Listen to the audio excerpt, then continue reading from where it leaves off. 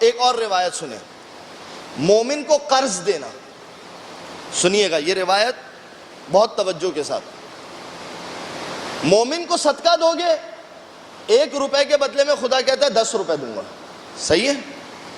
مومن کو قرضہ دو گے پروردگار کہتا ہے 1 روپے کے بدلے میں 18 روپے دوں گا. صدقے سے زیادہ ثواب قرض کا ہے. جب امام نے پوچھا، امام سے کسی نے پوچھا مولا اس کی کیا وجہ ہے؟ صدقے کا ثواب 1 کی بجائے 10، قرض کا ثواب 1 کی بجائے 18. کہا ہاں 2 چیزیں. کہا ایک یہ کہ تم نے اس کو مانگنے کا عادی نہیں بنایا، دوسرا یہ کہ جب قرض واپس آئے گا تو کسی اور کے لیے خرچ ہوگا، صدقہ ختم ہو جائے گا.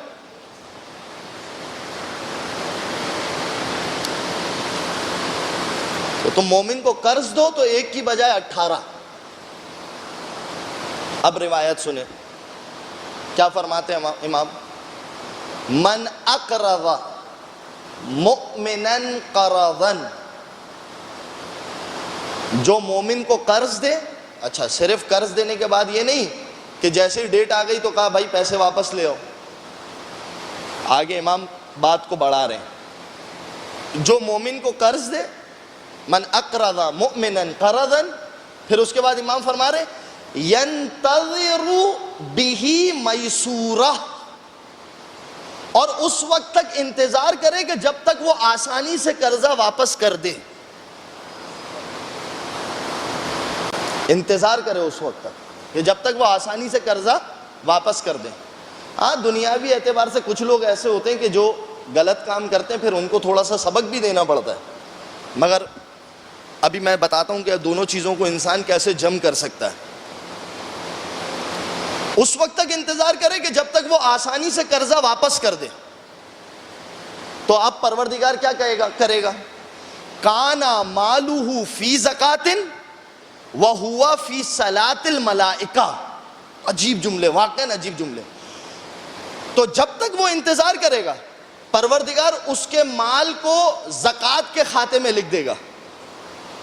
کہا کہ میرے یہ بندے نے یہ مال ہے تو اسی کا، اس کو واپس دینا ہے، مگر جب تک اسے واپس نہیں پہنچتا اس کو زکوٰۃ کا ثواب دو. وَهُوَ فِي صَلَاةِ الْمَلَائِكَةِ، اور ملائکہ سے کہو کہ جو تم درود بھیجتے ہو نا، ان اللہ و ملائکتہ یصلون علی النبی، وہ جو تم درود بھیجتے ہو اس کا ثواب میرے اس بندے کے حصے میں لکھ دو.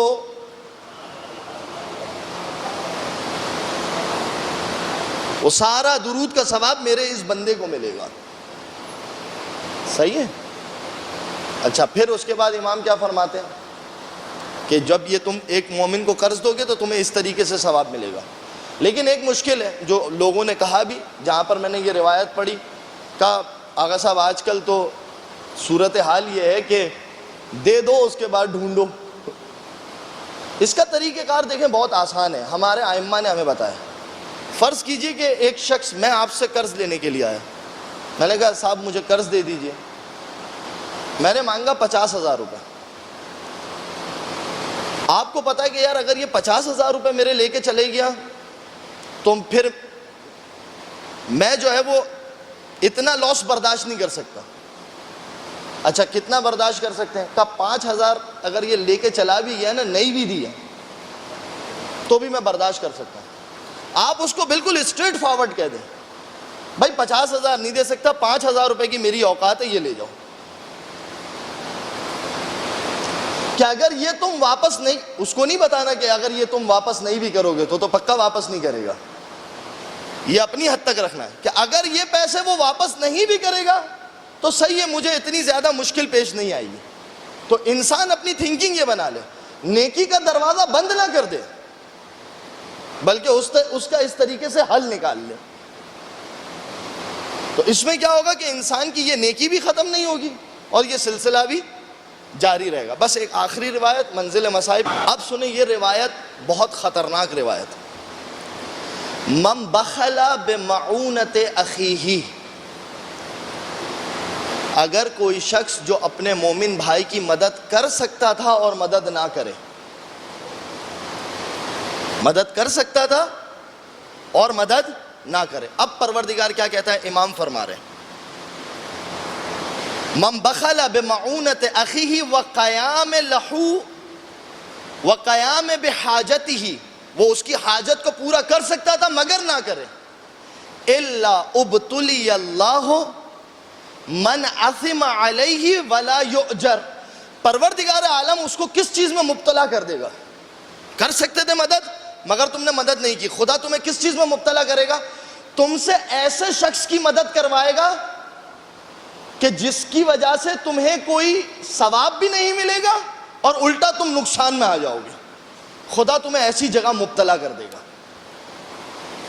یہ میں نہیں کہہ رہا ہوں، اور نعوذ باللہ امام بد دعا بھی نہیں دے رہے، مگر امام بتا رہے ہیں مومن کی مدد کر سکتے تھے، نہیں کی، خدا تمہیں ایسی جگہ مبتلا کر دے گا کہ وہ مال بھی تمہارا جائے گا اور اس کے بعد کچھ ہاتھ بھی نہیں آئے گا۔ یہ کتنی خطرناک حدیث ہے، لہذا بہت سوچیں، خصوصاً اگر خواتین سن رہی ہیں تو ہمارے یہاں پر ایک سلسلہ ہوتا ہے، کبھی کسی کو برتن کی ضرورت پیش آ گئی، کبھی پڑوس سے آ گیا کوئی ٹھنڈا پانی مانگنے کے لیے، کبھی کانچ کا گلاس ہے، نہیں گلاس نہیں دینا ٹوٹ جائے گا۔ چھوٹی چیزیں، یہ حقیر چیزیں ہیں دنیا کی۔ اہل بیت ہمیں بتا رہے ہیں، یہ یاد رکھیے بس ایک جملہ، رزق پروردگار عالم نے بچانے میں نہیں رکھا، رزق پروردگار عالم نے خرچ کرنے میں رکھا ہے۔ اور میرے پاس بہت ساری روایتیں، ابھی تو میں نے پروردگار قیامت کے دن کچھ لوگوں کو روکے گا اور کہے گا کہ جب میں مریض تھا تو تم میری مدد کے لیے کیوں نہیں آئے؟ میں مریض تھا، تم میری ملاقات کے لیے کیوں نہیں آئے؟ یہ ہاتھ جوڑ کے کہیں گے پروردگار تو کیسے مریض ہو سکتا ہے؟ کہا ہاں، یاد کرو تمہارا فلاں دوست مومن مریض تھا، تمہارے پاس وقت بھی تھا مگر تم اس سے ملنے کے لیے نہیں گئے۔ پھر اس کے بعد پروردگار فرمائے گا اس سے، اگر تم اس دن اس سے ملنے کے لیے جاتے تمہارے اس دن کے سارے کاموں کو میں انجام دیتا۔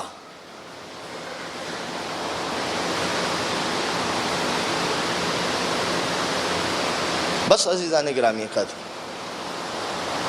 یہ جو مومن کی مدد کرنا چھوٹی چھوٹی چیزوں کے ذریعے سے، یہ ہمیں اس وقت کے لیے اور اس دن کے لیے تیار کرتا ہے کہ جب ہمارے امام زمانہ آئیں گے نا انشاءاللہ، تو اگر ہم نے یہ چھوٹی چھوٹی مدد کی ہوگی نا تو امام کو مال دیتے ہوئے ڈریں گے نہیں، امام کو اپنا گھر پیش کرتے ہوئے ڈریں گے نہیں، کیونکہ ہماری عادت بن چکی ہوگی لوگوں کی مدد کرنا۔